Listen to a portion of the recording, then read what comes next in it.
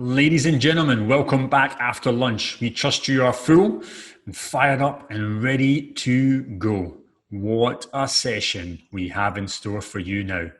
Three incredible keynotes, and the first one, none other than Adam Zeitsiff. Adam is formerly the president and global CEO of Gold's Gym International, looking over 500 gyms. He was one of the stalwarts in our industry's communication with government, investors, and media these past few months, and looking to make sure we were winning the hearts and minds of the consumer and of the government. Only last week, Adam took up a new exciting role as president and CEO of Intelivideo. A remarkable man, and looking forward to a great conversation. Ladies and gentlemen, introduce you to Adam Zeitsiff.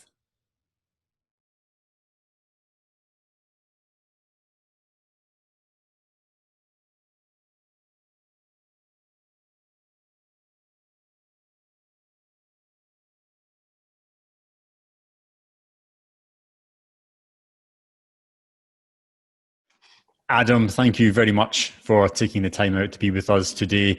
Let's get straight in with the questions. I'm going to ask you to complete a very simple sentence. Well, simple to complete, but perhaps obviously not so simple in the background. 2020 has been... One hell of a ride, my friend. One hell of a ride.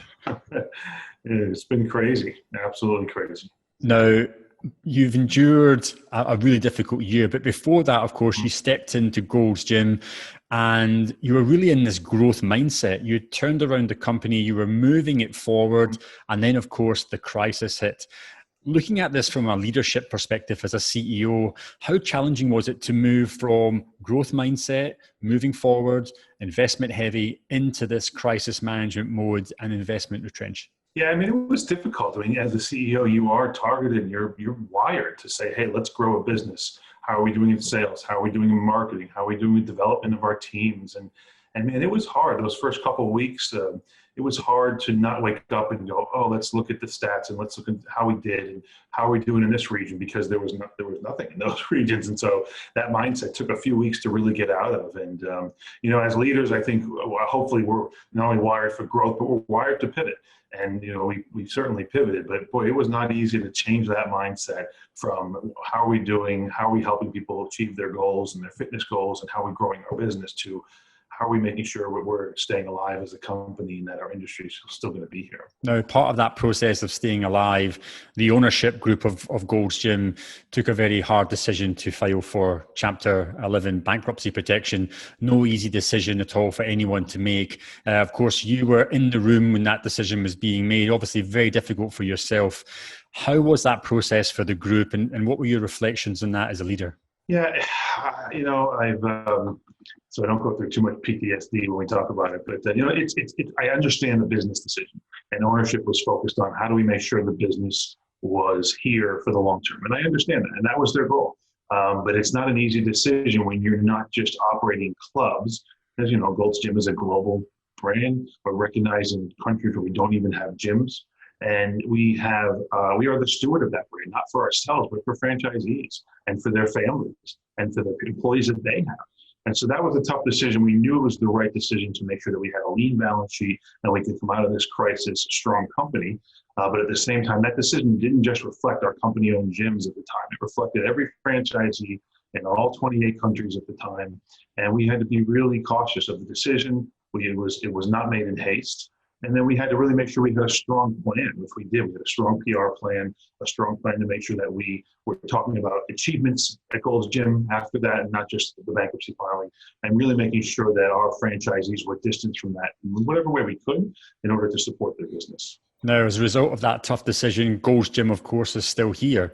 It's been a legacy brand for decades. Mm-hmm. I'm sure there's a lot of values that we could pick out that's made this such a legacy brand, Adam. But just off the top of your head, one or two values that come to mind that you think have really enabled Gold's Gym to endure its position as a market leader? Yeah, I think two that come off the top of my head are support, and always making sure we're delivering results, right? And that maybe results is not a value; it's an end game, but that's part of the value proposition and the values of the company. And early on, that's what Gold's Gym was all about: was supporting each other in the community.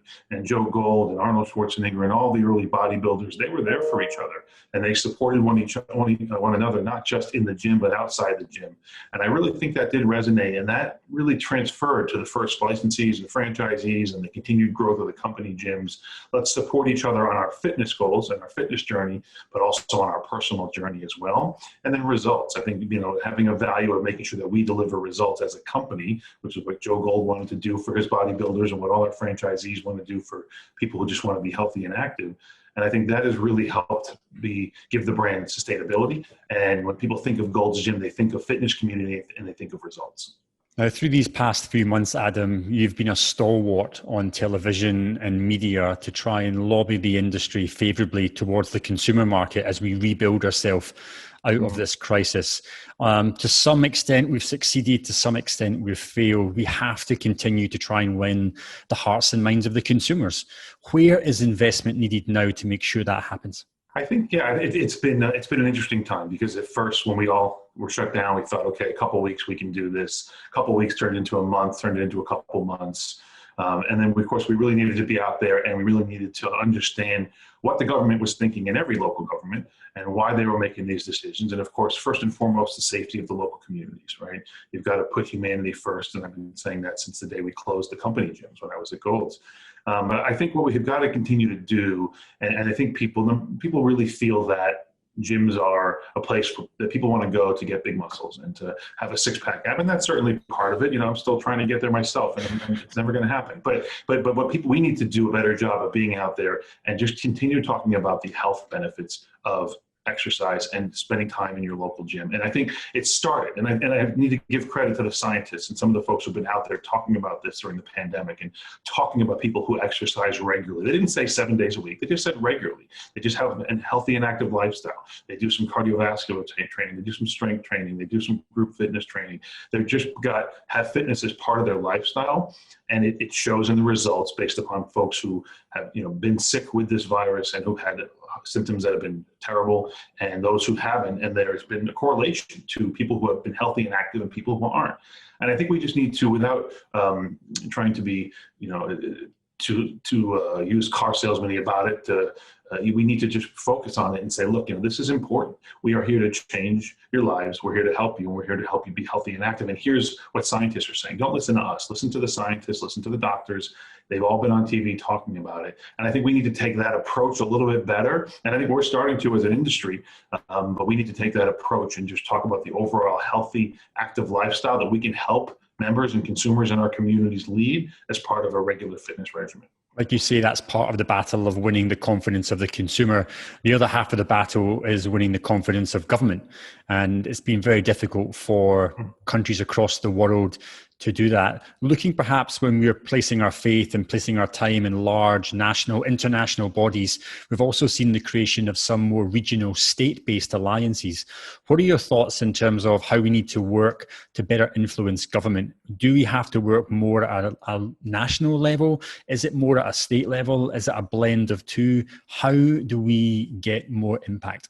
Yeah, I think it's a blend of both. And I think some of the most amazing things that have come out of this horrible pandemic is that people in the fitness industry have come together. And I've been sitting on weekly calls that in this country, in the US, that have been put together, started out with 3 or 4 or 5 CEOs of different brands, and now has 50 or 60. And people have come together, and they've taken their guard down. They forgot the fact that we're competitors, and they're just here to help save the industry. People that we battle with for members over with on a daily basis, we're now collaborating with and helping each other. And I think nothing has been more apparent to that than the rapid fire creation of these regional and state alliances. I mean, California was one of the first, and Francesca Schuler from InShape, and Angel Banos from Gold's Gym Southern California, and Corey from Choose, and all these guys here in the States, they said, hey, we need to get hyper-local. We know our local town councilmen and women. We know our local mayors. We know or have inroads into the governors. And if we're going to be successful in talking to them and letting them understand why we need to be open and why we shouldn't be classified as recreational and why we can actually help people get through this and get healthier, it's got to be done at the local level. But at the same time, there has to be national support. And URSA has done a much improved job over the last 3 or 4 months, and they've been out there, especially in this country, really helping, putting out information, doing interviews. I see Meredith Poplar and all over the place, and in the press and in social, and so we need that as well. We need that overall governing body, and Brent Darden is there now in the interim role, helping to retweak how URSA supports gyms and how URSA supports local alliances like the California Fitness Alliance and New York Fitness Alliance, New Jersey. All these states have come together and done this, and I think it's been one of the only very few positives of this is they've come together. I think the future is bright, but we do need very much local, at least statewide, if not a little bit more local, and we need the national, and they need to work in concert together to support each other to make sure that we can move from a recreational classification to more of a health and wellness classification and be considered an urgent business and a critical business for the long term. Let's stick on this. Like you say, we were kind of pigeonholed a lot of gyms and clubs and studios into this recreation, almost entertainment classification by governments. And as we try and reposition ourselves, as we try and reclassify ourselves to become a healthcare provider, certainly recognized as part of the solution, where does the challenge for us lie? Is the answer in technology? Is the answer in data? What do we have to deliver to make sure that we can get this reclassification successfully? Yeah, Ross, I think it's 2 places. I think it's data and I think it's results. I think the first piece is data to at least show them that we are safe. And we've been working on that for months and months, and showing them the data around our cleaning procedures and what we're doing, and how we were already a business that was revolved around cleaning and keeping our gyms clean, but now we've taken it to the next step. And then showing them that because we have people that check in, and now most of the club management software systems have added the checkout functionality, we can actually have tracing more than any other business, more than a shopping center or anything, or a movie theater or anything like that. We have tracing for contact, but also show them, like what MXM and Blair McCady and his group have done, this visits to virus ratio, and showing them that there is such a minute ratio of people who have potentially, not even officially, contracted this virus in their gyms, and show them the data. And the data speaks for itself. But the second piece is results. We need to have consistent case studies and things that we can show the local town council people, our local mayors, our governors, of results, and say, here's Adam. Adam came in and Adam's BMI was way over the required amount. And Adam had high blood pressure, and Adam had other health-related issues that were preventative in nature. And after X months of being in our gym and having a regular fitness routine and having better nutrition, here's where Adam is now. He's in a healthy state of BMI. His blood pressure is back down to close to normal. Some other preventative health-related issues that he has are falling away, and he's getting off his medicine. This is what we have to show our governments, whether it's hyperlocal, the governors, or at a national level, because they need to see the data that we're safe and that we're doing things, but we also need to see results to show that a recreational facility is not going to give that results. A health and wellness related facility is going to give that. And I think that's the most critical piece. Now, as we go on this road to recovery, Adam, inevitably there'll be the possibility we could slip into old habits. Some of those are fine, some of those are, of course, bad. 12 months from now, what has to fundamentally change in our business? We've got the opportunity to do it, but really what needs to change? Yeah, I mean, boy, I wish I had this lens 12 months ago. But now looking ahead, I think for me, I'm 100% bullish on brick and mortar gyms. We're not going anywhere. I love all the technology that's coming out, but it is not going to put us out of business, because we can do things for the consumer that these technology solutions can't, right? And so I'm super bullish in the next 12 months on brick and mortar gyms. And I think we also have to change how we approach things. And to that earlier question, when you talk to the member and you're talking about what you're trying to accomplish, and when they made that emotional decision to finally step in the gym after seeing all these news articles and TV spots on who's active, who's healthy, who's going to survive a virus and have less symptoms, all the things we need to focus on. We're here to make you healthy as best we can. We're here to give you that active lifestyle and give you a path to get there, and to make sure that you have the best fighting chance to keep yourself in a healthy state as possible in a pandemic or out of a pandemic. And I think as an industry, we have a chance to change how we communicate and how we engage with members that exist or potential members, so that they're coming in for the right reasons, and we can tweak our services in the clubs to support those reasons, so that, hey, I'm not just here for that six-pack ab and those large I'm here because I saw the doctor on the news. I need you to tell me how to get there, right? And I think gyms and health clubs that have that full service offering, that can come in and talk to a member and actually engage them in not just the great facilities in their club, but in some of their small group training, in some of their personal training, with some of their potential nutritional support that they do. That's where members are going to see results, and that's how we need to be speaking. And the last piece, I think, which is absolutely critical for any club, I don't care if you have one club, if you have 20, I don't care if you have 500 members of that club or 10,000, I think every club has to be thinking hybridization, has to be thinking, how do I offer over the next 12 to 18 months, how do I offer the best brick and mortar services that are focused in my club on making people healthy? And how do I tie a digital component to that? And I know a lot of people say, hey, digital was big because of the pandemic, but as soon as it's over, people will stop using digital. And that's not the case. People are going to find a nice mixture of going to the gym 2 or 3 days a week, doing a workout at home once or twice a week, but they really want to be supported by their local gym, right? So our local gyms, in my opinion, you need to hybridize to survive, and you need to have a digital fitness offering that represents your persona of your gym, of your brand, of your local community, of the members that come into your club within that couple of mile radius, and support them so that when they're home Saturday morning and they can't get to the gym because the kids are going to be up soon and they have to go to soccer, they can pop on their TV or on their mobile phone or on their iPad, and they can do a great workout with Sally, who's one of your trainers, who they see once in a while in the gym, with one of the workouts she's recorded on their hybridized digital solution. And they have a great engagement and a long-term connection with your brand. So I think those are the 3 key areas that we have to think about over the next 12 months. We're very bullish, like you are, Adam, on the future of virtual. It's absolutely here to stay. Very exciting to see who is investing in delivering world-class content and hybridizing that within their operations and their memberships. I'm going to put the spotlight back on yourself for this closing question, Adam. You've got new pastures coming up, a new opportunity coming up. I'd love to hear more about that.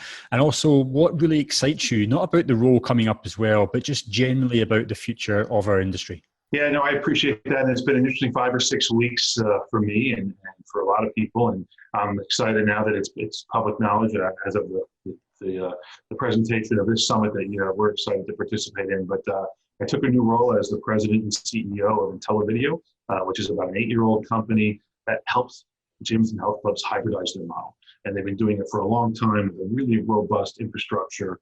And really, it's designed to seamlessly integrate digital fitness into their brick and mortar offering, video on demand, live streaming, other digital fitness pieces. And not just to give the technology piece. I don't want to say it's table stakes. Our technology is amazing, but to be there to support them, to help them market it to their members, to help them engage current and new members, and show it off in their community, and to help to make sure they have the programming. So really excited about it. And I think for me, I think the reason why I'm excited about it is because, of course, I'm a fitness guy, I'm a technology guy, and that brings both of those worlds together. But I think we get to help clubs fight the disruption. And believe me, I know they're out there. There are a lot of these disruptive technologies. I don't want to name their names because they're great companies, but a lot of these disruptive technologies are trying to take that consumer away from our health club operators. And I'm really excited to be part of Intelivideo and being part of the ability to help health clubs and gyms fight that off and to keep their businesses secure and stable for the long term. Well, look, Adam, we wish you every success in the new role. They're lucky to have you. And I also want to thank you on behalf of our industry for your stewardship and being such an ambassador throughout these past few months. It really is greatly appreciated. Adam, thank you very much for a fantastic conversation. Ross, thanks for having me.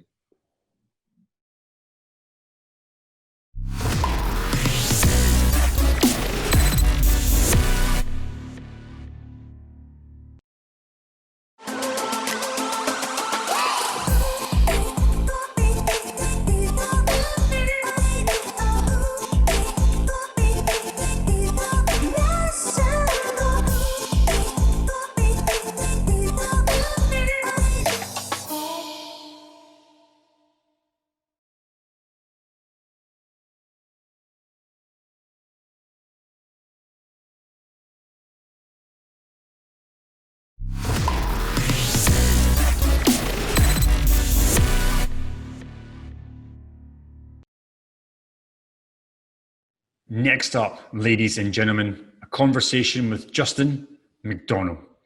Justin is the co-founder and chairman of the Collective Wellness Group in Australia.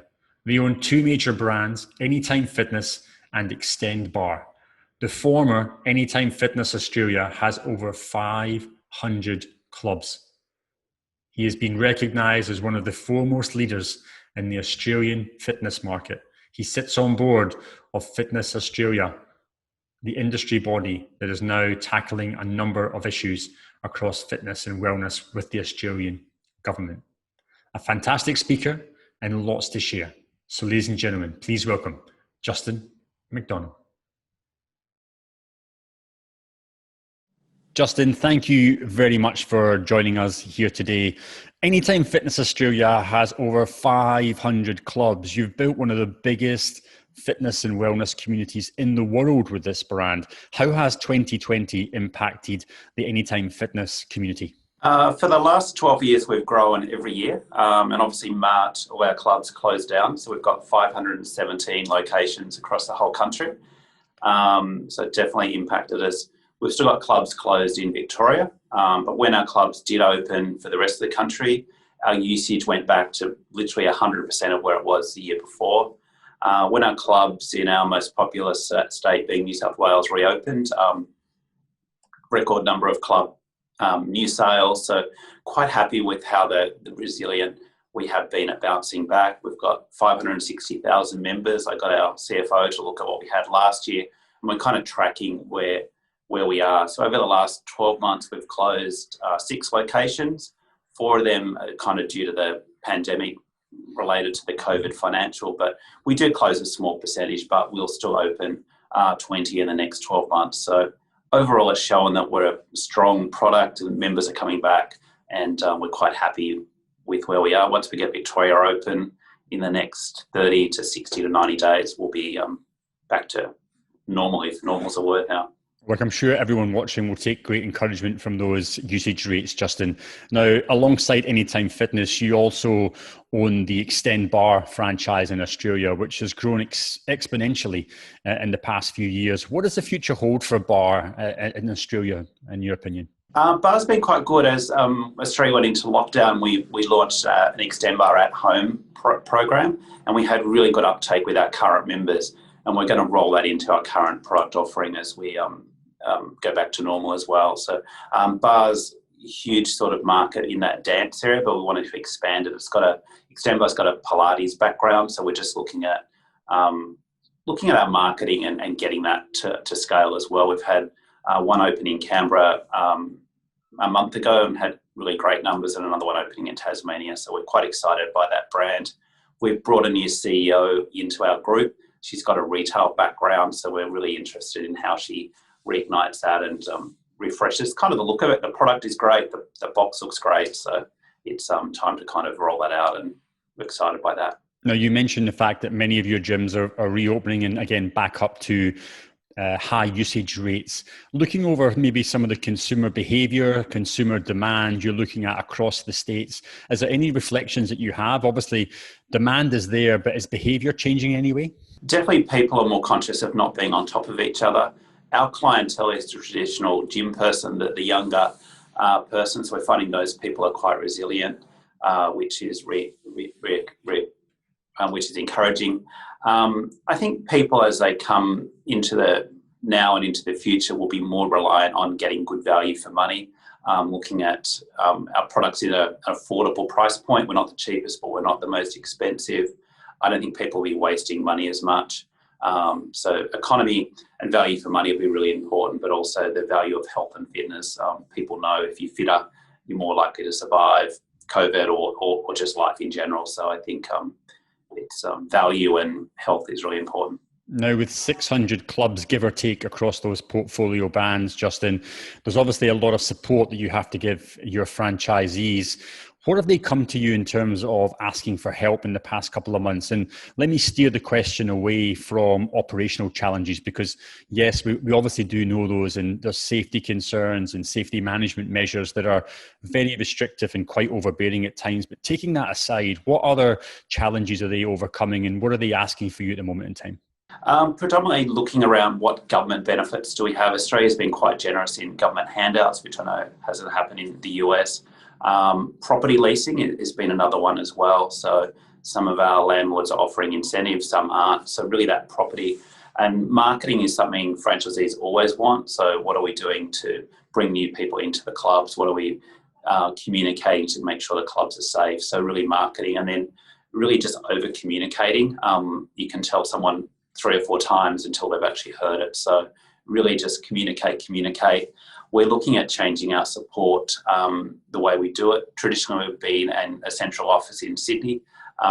Obviously, people working from home. We've now got people based out in the field. So we're just recruiting someone to be based in WA. We've got someone in Queensland now, and as staff kind of roll through, we'll have someone based in each state, and they'll work more agile and as a pod to support our franchisees on all areas of their business, not just how to sell a membership or more of our operational components, but looking at really changing how we do all that and deliver that.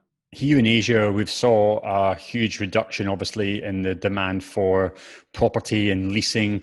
There's been a slight depression in pricing, which is obviously great news for those that are ambitious to take that up and as an opportunity.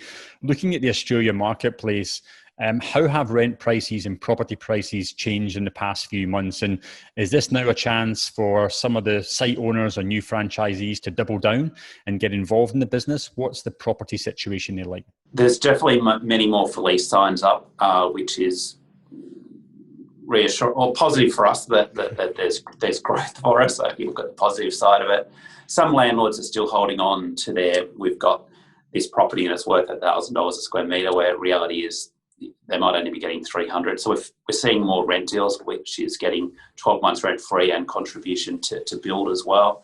I think it takes a while to play out as well. So if you're in an existing building, the landlord will try and keep you to that lease, but it's negotiating for that long term. So there's great opportunity out there in property at the moment. And I think the big shopping centres are definitely suffering from that point of view. So health clubs into retail spaces have become more and more common as the rents sort of come down. So it's a positive time to grow, as long as your product is that it's a solid product in a good price point. I think you're secure. You touched on it earlier, the need for supporting your franchisees.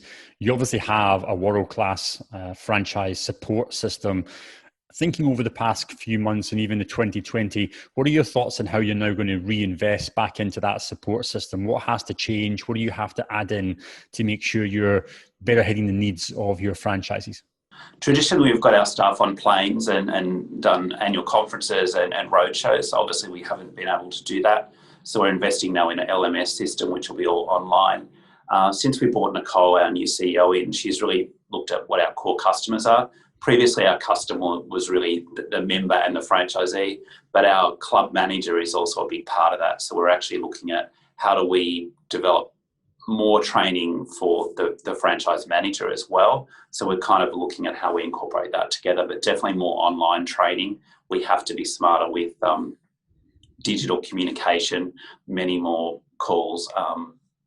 But face-to-face is great, but it's how do we balance that through that. But definitely technology is the way we're doing it.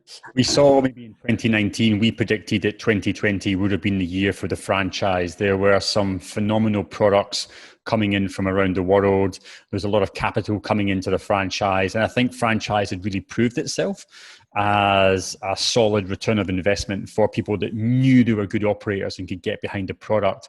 Looking ahead perhaps into 2021, we know there's more players coming back into the market, especially into Asia Pacific. Do you think competition's healthy? Do you believe perhaps there's maybe going to be a point where we reach an oversaturation in the marketplace? What are your thoughts in terms of the competitive landscape in 2021? I think if you look at fitness products, there's still such a small portion of the population in the world that exercise. So I think as long as your product, there's enough offering for all fitness products. In relation to franchising, franchising has traditionally boomed in recession time. As people become redundant, they want to take track of their own security and really look at what do they do for the future. So franchising traditionally has grown in a recession type time. So I think that will continue to grow. And then as franchisees look at all the different product offerings. It needs to obviously align with their values, but also where's the support coming and what does the consumer want. So franchising, it needs obviously the consumer need, and obviously the franchisee needs to make money as well. So all the metrics need to line up, and I think the strong franchises will really grow in this time, which is good. As these businesses grow, of course, they have to maybe realign to this maybe more wider health environment that we find ourselves in here, Justin.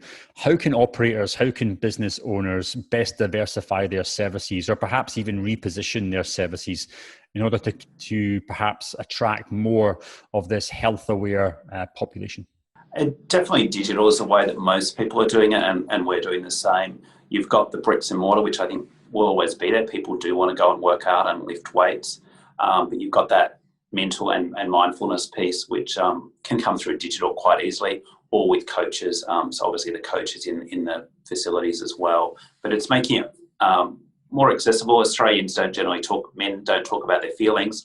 That's kind of changing, and there's lots of mental support offered by the government and quite a few good organisations. So it's becoming more widespread to talk about mental health issues, which is really encouraging. And obviously exercise is one of the key parts to helping that situation.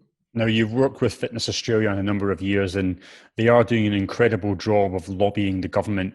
It's been difficult, of course, because I think sometimes their lobbying and campaigns have fallen on perhaps deaf or perhaps naive ears. I don't want to criticise government too much, but it's been very challenging, as it has for many countries. What are your reflections in terms of how you as a business leader, how the industry has reacted, and how they can maybe increase more influential ties with government going forward? The one thing I've discovered since we've come into this pandemic is Australia has about 7 different states, and they have quite a lot of power. So we have federal government. They don't have as much power as I thought they did. And then each health department has quite a bit of influence. What's become apparent is not everyone in government thinks gyms are a great thing to be open. They describe them as sort of dirty and where everyone will catch COVID. So they're not aware of what our facilities can offer and the benefits to the consumer. So each state has operated quite independently, even though we had a national agreed rollout plan. So that's been quite frustrating. And then Fitness Australia, I'm on the board there, and they're working very closely with each state government, and obviously with Victoria at the moment, they're still closed and we're not earmarked to open until right at the end. So we're trying to get that brought forward that we can open safely. So it's been quite frustrating that the media and government still don't see health clubs as a good solution to keeping people fit and healthy. So we need to really change that perception. And I think moving out of COVID, we've got to continue and work with that. Let's wrap things up with a final question, Justin. We're going to look at what excites you most about looking into the marketplace in 2021. There's so many innovations and technologies coming to front. There is obviously this pent-up demand that's now coming, and we expect a rebound recovery in health and fitness. What excites you most? We can leave a positive message for all those watching at home. I think whenever there's a recession or something negative, there's always opportunity. So people either see the problem or they look for the opportunity. I think there's a lot of people out there seeing great opportunity for the future. It's moved us all to the digital space much sooner than we should have. I know in Australia, telehealth and talking to the doctor on your phone is now commonplace, and they fast-track that. I think it was 10 years I heard. So there's all that stuff. People are quite happy to do Zoom calls and have their trainer train them at home. So I think that's all great, but nothing will replace that face-to-face. So I think just the adaptation of technology has been a great part of moving us forward, and just continue to grow and open more facilities as more retail space becomes available. Do your shopping online and get it delivered and go and work out. I think that's pretty much a great plan of attack, Justin. Look, I mean, many congratulations on your continued success. Thank you for flying the flag for the whole industry and making sure that our industry is strong and people are still employed. So I wish you and the team every success in the coming months and coming years. Justin, thank you very much for your time. Thanks very much.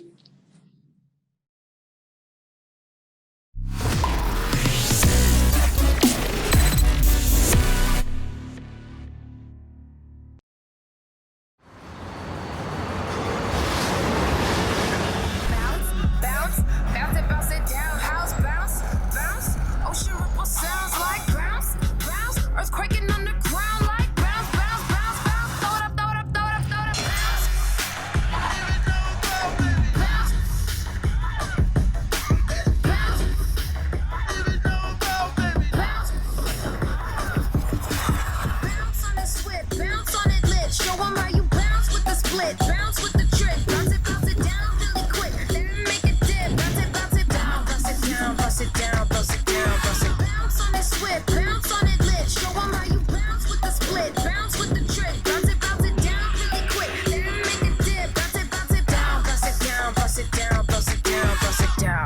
down.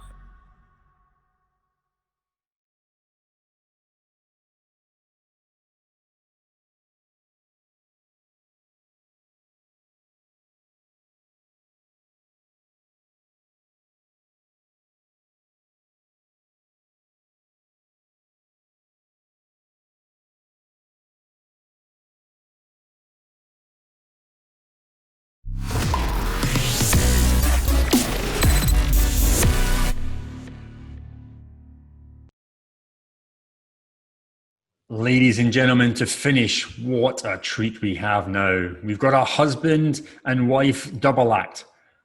Karina Stewart and John Stewart, the co-founders behind the acclaimed Kamalaya Health Resort in Thailand. Kamalaya has been recognized now year after year as one of the most comprehensive, successful and engaging wellness and health resorts anywhere in the world. They've been talking wellness and lifestyle before it was even a trend. Two incredible people. Karina joins us now from Phoenix, where sadly she has to be there to look after her mother through this crisis. And John joins us directly from the Kamalaya Resort in Koh Samui in Thailand. Ladies and gentlemen, it's a real pleasure to welcome up a fantastic couple and looking forward to a great conversation. Karina Stewart and John Stewart. Ladies and gentlemen, I'm here with John and Karina. John and Karina, welcome to the World Fitness and Wellness Online Summit. John is joining us directly from Kamalaya, and Karina is actually joining us from Phoenix in the US, but I'll let her tell that story in a little while.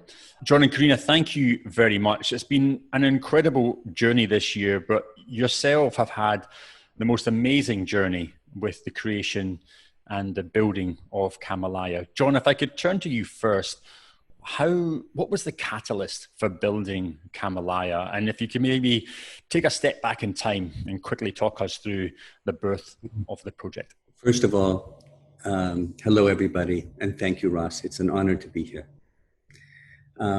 If I step back in time, 45 years ago, I moved to India to live with the Himalayan master. And I spent 16 years in a very remote part of the Himalayas, half a day's walk from the nearest road. And I helped my teacher build, with no modern convenience of any sort, a village which became a spiritual community with schools and medical facilities taking care of people. And I spent 7 years just carrying rocks. To make the platform on which we built all of this. And during that time, I really learned that happiness comes through service. During that time also, I met my beloved wife, Karina. And I wrote letters to her for 11 years when she went back to university. And one day my teacher said to me, for you to really understand what you've learned during this time, serving people here in the Himalayas, you have to go and build something yourself. And he sent me off. And I went to America and found Karina and asked her to marry me. And we decided that we would take the experiences that we had in the Himalayas and with the different extraordinary people that we met in our lives and turn that into a new way for people to have a holiday, something that had more meaning and purpose. It's been a love story, I suppose. Karina, what are your thoughts on this journey? It's been a love story for the two of you and obviously a love story since the creation of Kamalaya. Thank you. Thank you for the invitation, Ross, and thank you. It is a privilege to be able to share with you and with others our story of Kamalaya. Yes, my story began growing up in Mexico in a family that, due to one family member having health crises, that Western medicine offered little in the way of really being able to solve the issue. This led to a very dedicated mother who, out of love for her daughter, one of my siblings, really pursued a lot of different alternatives, naturopathy, alternative healers, etc. in Mexico. And this led to my being raised in a family where nutrition was used to keep us healthy, where Western medicine was used only when absolutely necessary. And so by the time I finished my education at Princeton, where I studied cultural anthropology, focusing on Asian traditions, I decided to study traditional Chinese medicine. And before that, I had traveled to India, so my passion for Asia was very strong. In India, I met John. And when I was graduating from my traditional Chinese medical school, and John was leaving the Himalayas where we had met, and we got together, and he said, would you like to one day create a place where all of your background in these healing traditions and all of my background in the philosophy and the spirituality of the Himalayas, where we could bring this together and invite people to experience these things? I said yes. And you can say that was the moment of the yin and the yang coming together. And that was at the very beginning of our relationship. And so many years later, that has come to fruition in Kamalaya. And the deep motivation for me was really the desire to be able to make a positive contribution in people's lives in a really significant way by sharing the things, the teachings, the gifts that I had received from many different teachers along the way. In my case, it's a lot about health. It's a lot about lifestyle. It's a lot about a philosophy and a way of being in the world. And I dedicated my life to that already with traditional Chinese medicine. But then when John and I decided to get married and have a life together, in many ways you could say this was our baby for the world. A big baby. In today's marketplace, there has been an explosion of wellness and health resorts and retreats, etc. Even amongst all of this competition in the marketplace, Kamalaya has remained a world-leading resort. Awards, acclaims, reputation. What has kept Kamalaya so unique throughout these past few years? Has it been this attention to retaining the vision and following that? What are your thoughts, John? And then I'll pull Karina in at the end of that. As much as we are able, we walk our talk. Kamalaya, we built the place where we wanted to live the way we wanted to live. And we taught it to our team. And I think it's authenticity. And I think it's the results that people get when they receive something that's really genuine. And I think also because having mom and dad, Karina and I, the owners, here at Kamalaya, just makes a huge difference because we tweak it day by day. We tweak it and make it better every day. I do think that at the core, it's the authenticity. It's remaining true to the original vision, regardless of what guests might say, as long as it's still in alignment with that core values and vision that we originally had. The same with trends. Trends come and go, but knowing who you are, so that authenticity and remaining true, I think is critical. I also think that the passion and the expertise play a really important role. And by that, I don't mean just John and myself, who obviously are very, very passionate and have depth of knowledge in what we bring to it, but the team, the people that have been attracted and that we've been able to attract and work with, we feel, again, very privileged with the level of talent and expertise that they bring that we don't have, that we could never be able to accomplish what we've accomplished without them. But their passion for the vision, their passion for what we were creating in the beginning, what we have now created, what we continue to evolve, I think that really is also critical. Without that authenticity and without that passion, it's a shell. And I think that's what people feel when they come to Kamalaya, is that we have many guests who speak about how much love they feel is in the details. And that's what I refer to as the passion, the real enthusiastic love for what we're doing. And again, it's not by any means just John and myself, but really the team from all different aspects, right down to the wellness, to the gardeners, to the finance, our CFO or our chief directors, everyone, we've been able to ignite a passion for what we're doing. And that I really think that makes a big difference. I think authenticity and community are two of the words that have certainly come out through this crisis. And it's been quite startling to see companies and brands that are quite short on both. And I think that's where we see some companies falling into trouble. You've had maybe the luck or good fortune of being able to remain slightly open through the crisis to some of your key customers that were there and some of the customers, of course, in Thailand. What kind of trends and demands, Karina, are you seeing in terms of what are people asking for perhaps today that they haven't asked for before? And how does that affect your own influence in positioning on how you're actually building up new services? I know that you are responsible in a large part for directing these programs. What are your thoughts in terms of trends for demand and where you see that going forward? That's a really good question, especially since I'm so far away at the moment, being in Scottsdale. But from what I have been able to gather from John and from our team on the ground, our wellness director, etc., Gopal, our guests are really, really wanting to be touched in the biggest sense of the word touched.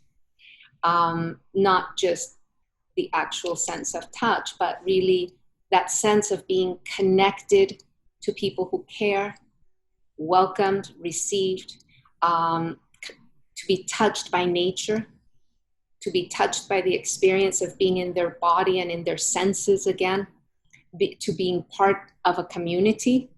So it's really palpable, and more than ever, the response from our guests, and we have been fortunate enough to stay open. I mean, we're very, very fortunate. But the response is overwhelming gratitude and appreciation, and repeat again and again and again with the guests that are able to come. Of course, it's only domestic at the moment. And then we also are seeing that people want to reignite, restart, or refresh their healthy habits, the foundations. So nutrition. And at Kamalaya, we have a real focus on that, which we can discuss later. Physical fitness, getting back into their bodies, reigniting, movement in the traditional ways or in softer ways, as well as, importantly, and this is perhaps, it has always been strong for us, but it's quite coming to the forefront, is the mental resilience, the dealing with the stresses. There's a greater awareness of the impact that this crisis has had mentally, and that those would be the things in terms of a more specific thing that we're seeing. There's not a call for some big innovation. There isn't, people are not afraid. We would expect, of course, at the moment it's a domestic market, so international, but residents in Thailand. But they're wanting the basics, and they want them in a way that is warm-hearted. They're really resonant and seeking that. As far as long-term, I think we all see it. We're moving towards more digital technologies. That is unstoppable. It was happening anyway. And I think this crisis has catapulted us into how to use technology in a way to remain in community, to remain connected. As you know, Ross, I'm 7 months separated from my husband and from my team. The other side of that coin is I've been able to look after my 81-year-old mother, who would otherwise be here alone, and that would have been another stress of a very different order.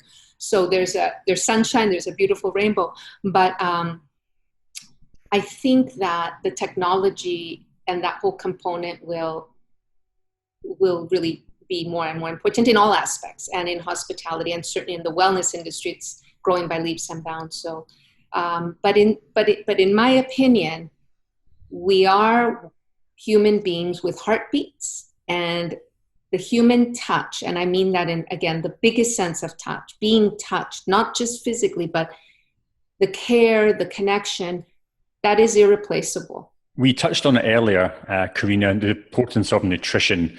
Now, just as we've seen an explosion of wellness products, a lot of those have been nutrition focused. And in this kind of crisis, we're certainly seeing that people's diets are suffering greatly from access to good food. How do you, as a brand, as a company, select the nutrition that's out there in the marketplace? Because it seems to be there is an endless marketplace for you to choose from. What kind of criteria are you using when you're looking at nutrition? Well, first of all, I want to say right away that nutrition and food and the right food is at the core of wellness at Kamalaya. You just can't achieve optimum levels of health and vitality without food being carefully addressed. And we believe food for health, food for healing, and food as medicine is really our motto. To that end, we try to the best of our ability to source locally. That means on the island and then within Thailand. Organic as much as possible. At different times that fluctuates. We've been as high as 75-80% at times, but it again depends on seasonality and transport issues because not all of it is only on the island. And so the local, the organic, we're more flexible on the seasonality because we try to have a consistency with our menu. And our approach and our philosophy is whole foods as close to their natural state as possible. Not raw per se. Raw is just one component, but wholesome, and primarily a strong emphasis on plant-based. That does not mean it's 100%. We have very high quality animal protein sources, but they have to be very high quality. So it's not everything that's available. And basically we target the chronic inflammation through our cuisine. We're able to target that, which is at the root of aging and chronic degenerative diseases. So we can have a really big impact on people's health with our cuisine. And that philosophy is something that we have created. One of our first courses to go on our online is a nutrition course teaching people about our approach to food. We have cooking classes for our guests. They've always been very popular, so people can learn how to cook in this way at home and learn about this, and they get some education. But it's something I'm very, very passionate about. And at the same time, I do have to add, because when you hear of all that, you think, oh my gosh, it must taste terrible, or it must be very calorie restricted. Not at all. We don't count calories. We don't do portion allocations. We literally work with the quality of the food and the types of foods we offer. And we've won, I believe, 4 or 5 awards for our cuisine. So it's absolutely delectable. I'm a foodie and I can't compromise on that. You can have both. You can actually have your cake and eat it too when you know what you're doing. So yeah, it's something we're really well known for, is our approach and how effective it is, and yet how absolutely exquisite it is for the palate as well. John, let me bring you in here. You're obviously developing new courses, new programs, new experiences. The markets are depressed, as we know, and much as I'd love to travel up there to Thailand and Koh Samui tomorrow, hopefully by the end of the year, Singapore, we'll be able to do that. But as these markets recover, as tourism starts to come back, how do you weigh up the need to perhaps expand your physical operations? I know that you've been building different parts into the village, into the facilities year upon year, but is there a stopping point for you? What are your plans for expansion physically? Let me say, we will continue to grow both our operations and our property. We have still some land available, but at the moment we don't have any. We put all of our plans on hold because obviously the financial considerations of getting through this difficult time, we had to put a stop to everything. So I think as soon as business returns, we have 4 or 5 projects that we'll get to that are upgrades within the property itself. And we have on paper plans to do an expansion on some property that we have, to create some more facilities for our programs, and maybe one more eating outlet, and perhaps a little bit more accommodation for some long stay guests. But otherwise, we're quite happy with what we have, and we don't plan to build a lot more properties. We had decided before the crisis already that we wanted to attempt to create a virtual Kamalaya, and we're putting a lot of energy into technology, not within the property. Well, yeah, we're putting a lot of energy into technology and other ways of reaching out to people. John, it's a good dovetail now to talk about technology. Perhaps you could talk briefly about Kamalaya Connect, which of course you've had great success building these past few months, and then maybe more overarching about how you see technology intertwining with Kamalaya. Thank you for the opportunity. So Kamalaya Connect is our new virtual platform, our new Kamalaya, virtual Kamalaya, online Kamalaya. We launched it a couple of months ago, and we are about to go a little further with it next month. We are creating as authentic and as close as possible a virtual Kamalaya so that we can reach out to our guests wherever they are all over the world. At the moment already, it's having a wonderful response, and we are able to offer a lot of our sessions live online.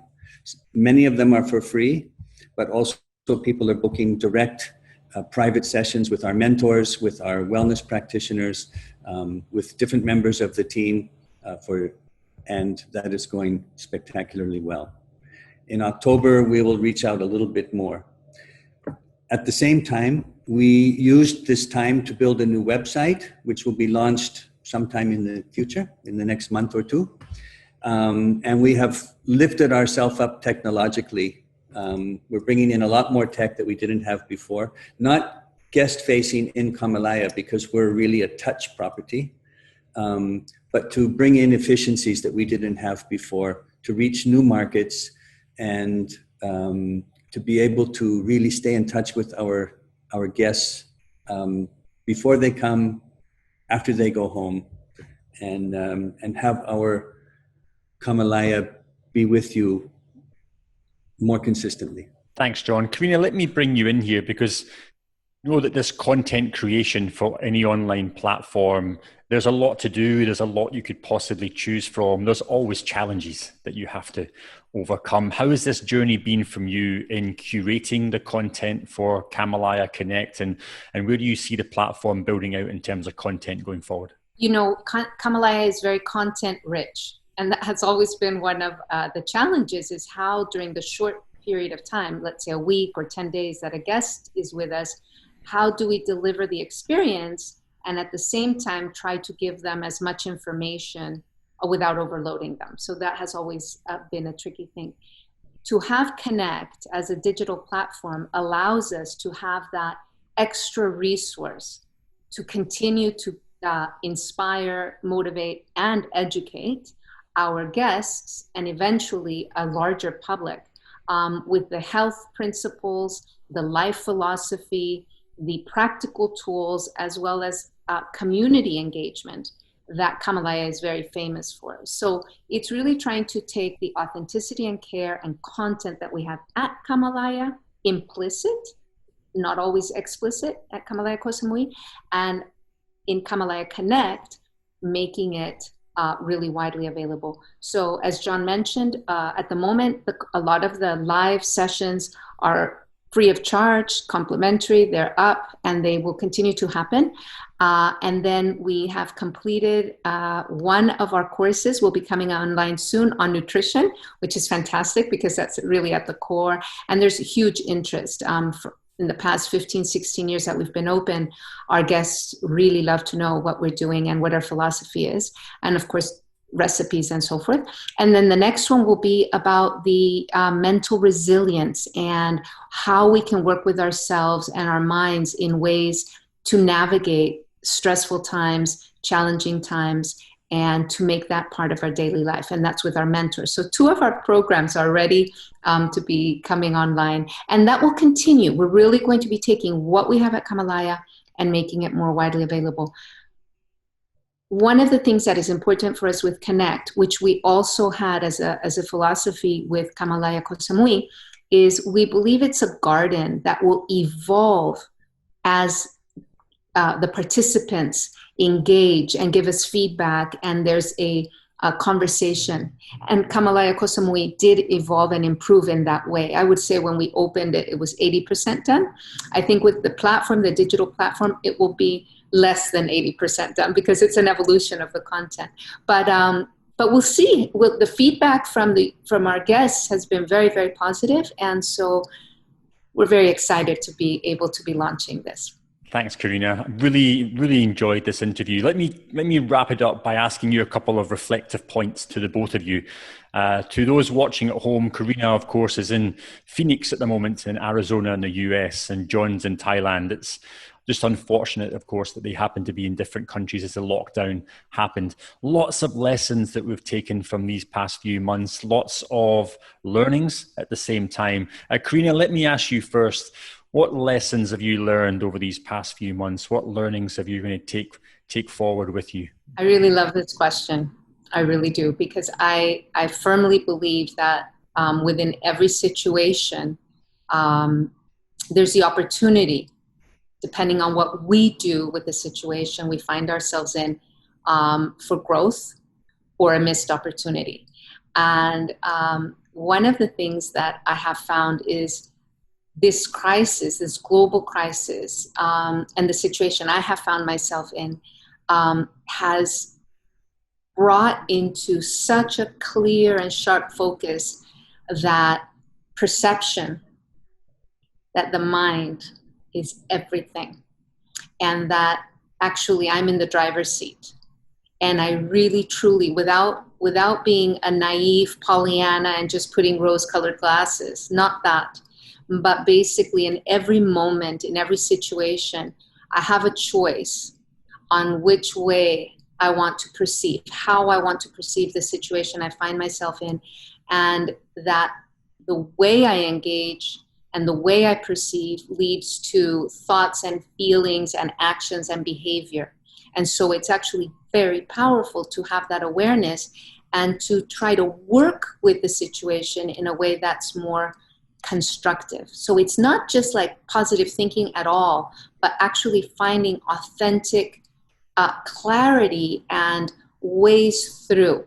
As I was mentioning, I've been 7 months here, and though there's a side of me that's a fighter, and I could have been, on a regular basis in immense resistance to being so far away from my husband, my community, my colleagues, my project, my baby, so to speak, and missing John immensely. I could have found myself fighting that, because I am a fighter. I'm someone that wants to make things happen the way I'd like them to be. But early on, I realized that approach was not going to be constructive. It would lead to misery.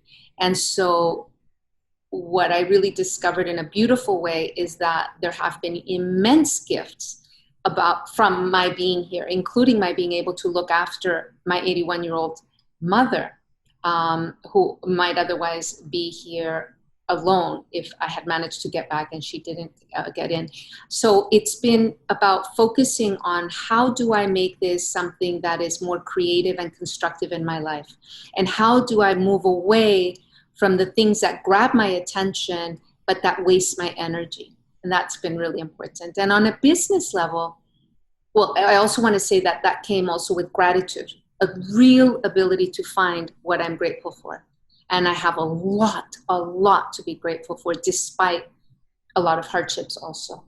And on a business level, I found that, honestly, there is this incredible opportunity to come closer together and to support one another with the same principle of focus on what we are aiming for and keep that focus, and don't get distracted by drama, don't get distracted by the unnecessary, be informed, but more than ever, it's like walking a tightrope. I've never had to have that discipline in such an extreme degree as I have to now. I'm not a peak performance athlete, but I imagine a peak performance athlete trains in that, like if you deviate your attention for a few seconds, you might have an accident. Let's say a car racer, or I don't know, a paraglider, you can't get distracted.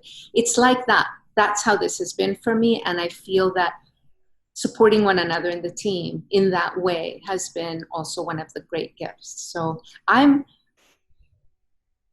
incredibly sad for the people that have passed away and the tragedies that have happened and the many businesses that have been devastated. There's no question we cannot be immune to that and to being impacted by that. And that's tragic and terrible. But this, at the same time, I'm finding this other side in people and in their attitude and in their desire to be supportive of the businesses that remain and of one another. It's a really double-edged sword, two sides of a coin.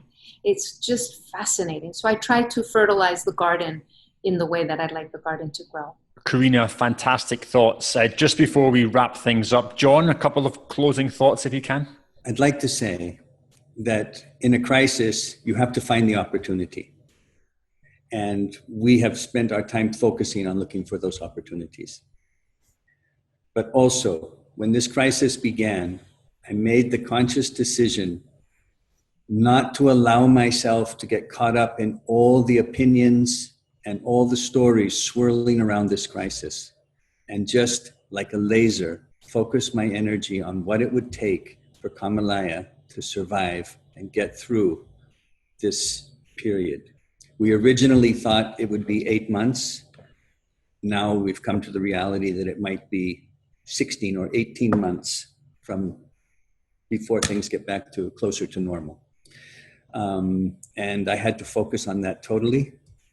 And we did. And Kamalaya will come through this, we'll be standing, and we will continue, absolutely continue to take care of our guests, to find solutions, and to bring happiness to our guests. And one of the things that we did in terms of the personal experience was focus on human resources.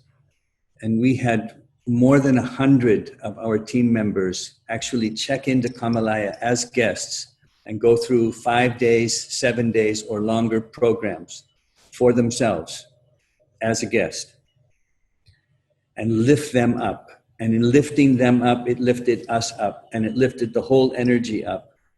And now that we had to create a domestic market and we now have all these wonderful Thai guests coming, our team can share with them what Kamalaya is in Thai because they've experienced it.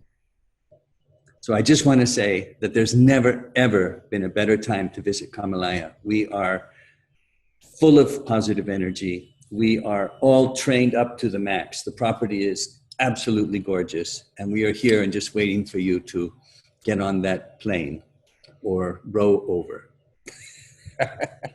John, Karina, I think that's a fantastic way to end the discussion.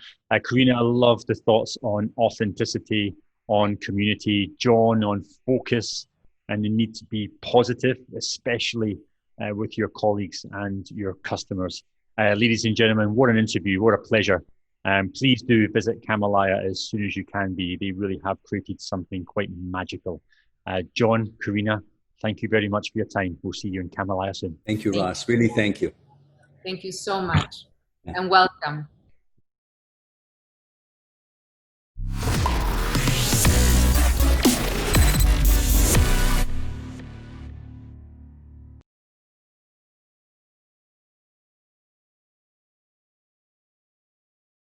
Our mission at Centered is to change the travel experience.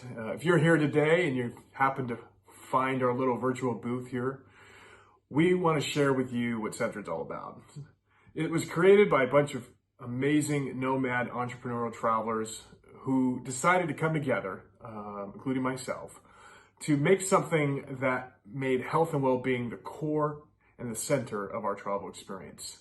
For so long, we've accepted that from getting to point A to B, we have to feel awful in the process. And that was our value systems here at Centered, was to create from the point you leave your home to the airport, to your destination and back, experiences and offerings that get a way better travel experience, all centered around your health and well-being. So here at Centered, we can't wait to share with you our soon-to-be app that's coming out this later October. You can see us on our website. Everything we have from telemedicine to beauty to fitness experiences. We've onboarded 2,000 different amazing hand-picked brands that we identify with as the founders of Centered. and we can't wait to share it with the world. So check out our site at centered-wellness.com and send out an email and get to know us. Hi, I'm Sarah Gallo, and I'm head of marketing for Centered. I've been to 114 countries across all 7 continents, so needless to say, my greatest passion is travel. It's no surprise that COVID-19 wrecked my travel plans this year, but I'm eager to hit the road again, armed with my Centered app in hand. Centered was created by a team of travelers and entrepreneurs like myself who came together to change the travel industry by putting health and wellness at the center of their journeys. We've carefully handpicked offerings from some of the world's most unique brands, covering wellness hotels, fitness, beauty, telemedicine, airport lounges, culinary experiences, and so much more. Now, more than ever, travelers need peace of mind while on the road. So we've created offerings aimed to enrich a traveler's mind, body, and soul throughout their journey and at home. We are ready to revitalize the travel industry and cannot wait to have you along for the ride. Welcome to Centered.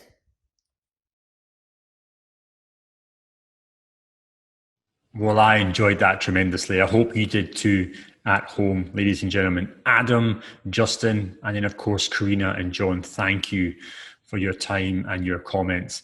Ladies and gentlemen, we're about to take another small break, but please again, remember in all the session chat boxes to put your name, a little bit about yourself and your LinkedIn URL. If you want to drop in your email, you are very welcome to do so as well. We'll be back in just a short time, but for now, have a great coffee, go enjoy the networking, and we'll see you on the exhibition.